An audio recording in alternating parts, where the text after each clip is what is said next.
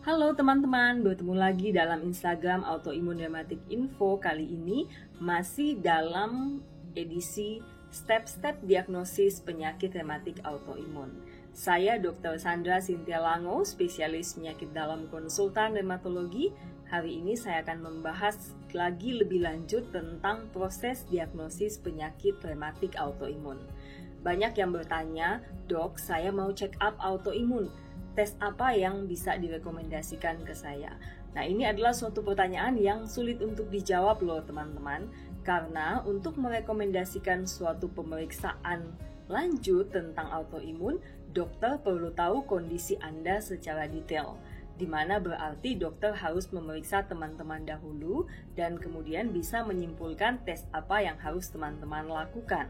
Dan tes ini pun tidak sama antara orang yang satu dengan orang yang lain. Jadi ada yang membutuhkan tes A, ada yang membutuhkan tes B, atau ada mungkin yang tidak butuh untuk dilakukan tes apapun juga. Nah, jadi kalau ada pertanyaan, saya mau cek apa tentang autoimun? Pertama, nomor satu tentu teman-teman harus ke dokter terlebih dahulu.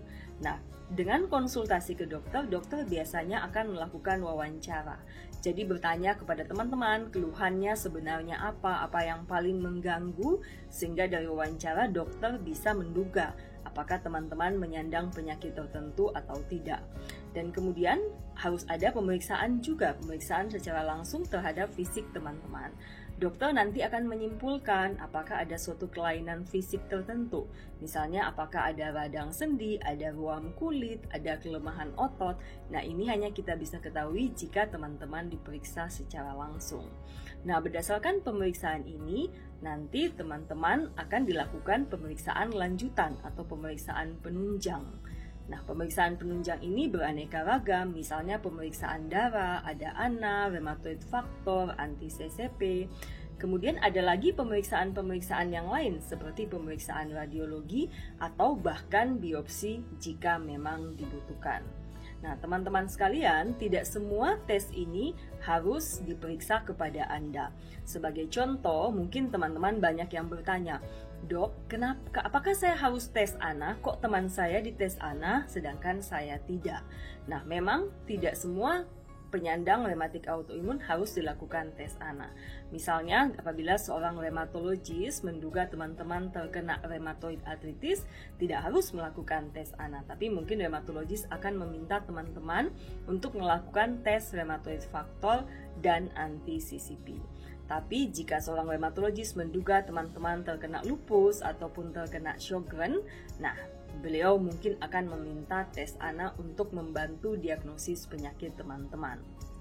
Nah, kalau sudah dilakukan tes nih, atau ada yang melakukan tes sendiri tanpa petunjuk dokter, kemudian panik, "Dok, saya autoimun loh, karena ANA saya positif." Nah, pertanyaannya, kalau ANA Anda positif, pastikah Anda menyandang penyakit rematik autoimun? Jawabannya belum tentu. Jadi, yang penting teman-teman pahami bahwa diagnosis penyakit rematik autoimun tidak hanya berdasarkan tes lab saja. Jadi, tes ANA tidak cukup bagi seorang dokter untuk menegakkan diagnosis. Tes ANA yang positif tanpa ada gejala lain yang cocok ke arah suatu penyakit tertentu, itu tidak berarti apa-apa, atau bisa aja Anda seorang yang sehat.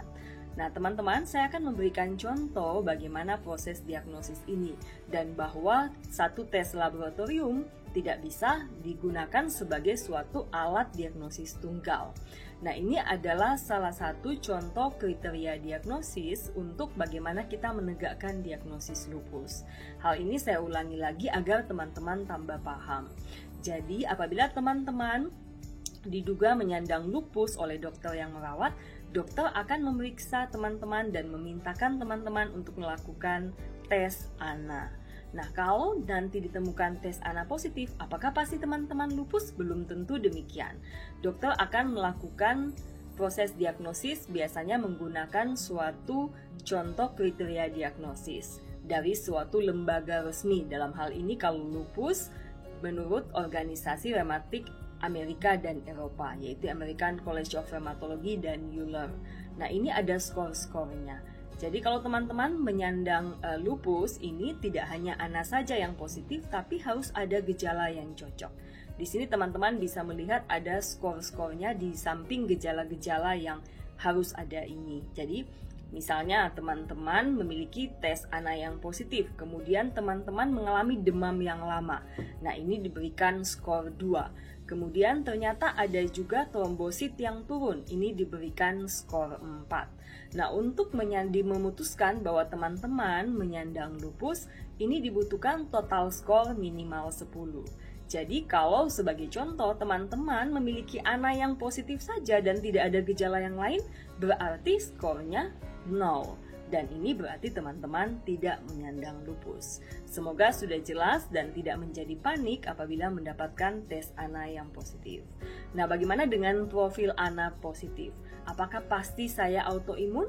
Nah, biasanya profil ANA ini dilakukan untuk mendukung hasil pemeriksaan ANA yang positif. Nah, misalnya nih, Anda mendapatkan ANA profil ANA Anda, SCL70-nya positif. Dan kemudian panik, aduh dok, saya membaca ini merupakan tanda skleroderma, saya sakit skleroderma. Nah, belum tentu teman-teman, jangan panik dulu. Jadi diagnosis skleroderma ini tidak hanya berdasarkan dari pemeriksaan hasil SCL70 yang positif. Namun, kalau tidak ada gejala yang cocok, belum tentu teman-teman menyandang skleroderma. Tapi anti-SCL70 ini harus ada gejala yang lain untuk menegakkan diagnosis skleroderma. Nah, ini adalah merupakan suatu kriteria diagnosis atau panduan diagnosis untuk seorang dokter hematologis menegakkan diagnosis skleroderma. Nah, teman-teman bisa melihat di sini bahwa SCL70 ini hanya merupakan salah satu poin dalam proses diagnosis ini. Jadi poinnya 3. Jadi misalnya nih teman-teman hanya punya SCL70, poinnya 3 belum cukup untuk menegakkan diagnosis. Karena untuk menegakkan diagnosis skleroderma, kita butuh skor minimal 9. Jadi harus ada gejala yang lain, misalnya teman-teman punya SCL70 yang positif. Kemudian teman-teman bisa melihat di sini kalau teman-teman punya Raynaud fenomena. Jadi skornya udah 6. 3 untuk SCL70, 3 untuk Raynaud fenomena. Dan kemudian ada gejala-gejala yang lain, misalnya kulit yang mengeras. Nah, skornya udah cukup untuk mencapai angka 9. Nah, jadi sekali lagi SCL70 saja tanpa ada gejala yang cocok, mungkin teman-teman belum dapat kita tegakkan diagnosis sebagai skleroderma. Ada teman-teman yang mungkin menjadi panik, kenapa saya diperiksakan ANA profile dan anti-SSA dan anti-SSB saya positif. Nah, apakah saya lupus dok atau apakah saya Sjogren? Jadi sekali lagi, pemeriksaan laboratorium tidak dapat memberikan suatu proses diagnosis tunggal. Kembali dokter hematologis harus memeriksakan kondisi Anda untuk lebih menegakkan pada suatu diagnosis. Apakah ini memang hanya antibodinya saja positif atau memang menyandang suatu penyakit tertentu. Jadi misalnya kalau Anda punya anti-RO, anti-SSA, anti-SSB yang positif, tapi tidak ada gejala klinis skala lupus, tidak ada gejala klinis skala Sjogren, jadi Anda belum tentu menyandang Sjogren atau lupus. Nah, teman-teman, ini akan saya berikan contoh bagaimana seorang rheumatologis menegakkan diagnosis Sjogren syndrome. Jadi berdasarkan suatu kriteria diagnosis atau panduan diagnosis dari American College of Rheumatology. Jadi di sini kita bisa melihat bahwa poin tentang anti-SSA, anti-SSB ini hanya merupakan satu poin saja. Tapi untuk menegakkan suatu diagnosis kita butuh minimal skornya harus 4. Jadi harus ada skor 4 untuk menegakkan suatu diagnosis. Jadi artinya kita bisa melihat di sini kalau hanya punya antibodi nggak ada gejala klinis belum cukup bagi kita untuk menegakkan diagnosis. Tapi misalnya teman-teman memiliki antibodi yang cocok, yaitu anti-SSA dan anti-SSB yang positif, dan kemudian ada gejala yang cocok. Nah, ini dari sini kita bisa melihat bahwa teman-teman bisa ditegakkan diagnosis menyandang Sjogren syndrome. Jadi kembali diingatkan kembali, jangan panik apabila mendapatkan hasil laboratorium yang mengarah kepada satu penyakit rematik autoimun tertentu. Jangan lupa konsultasikan hasil pemeriksaan laboratorium Anda ke dokter untuk kepastian diagnosis. Karena belum tentu dengan hasil yang positif pada laboratorium, Anda menyandang suatu penyakit tertentu. Bisa aja memang Anda seorang yang normal malahan. Nah, teman-teman sekalian, memang kriteria diagnosis ini sebenarnya ini digunakan oleh dokter untuk menegakkan diagnosis penyakit-penyakit rematik autoimun, sehingga mungkin kelihatannya sangat rumit. Namun, saya menjelaskannya kali ini hanya untuk menegaskan kepada teman-teman sekalian bahwa untuk diagnosis lupus, diagnosis skleroderma, diagnosis Sjogren syndrome, ini tidak sesederhana yang kita duga. Jadi, pemeriksaan lab saja tidak cukup. Kita perlu berkonsultasi ke dokter untuk melakukan pemeriksaan lanjut.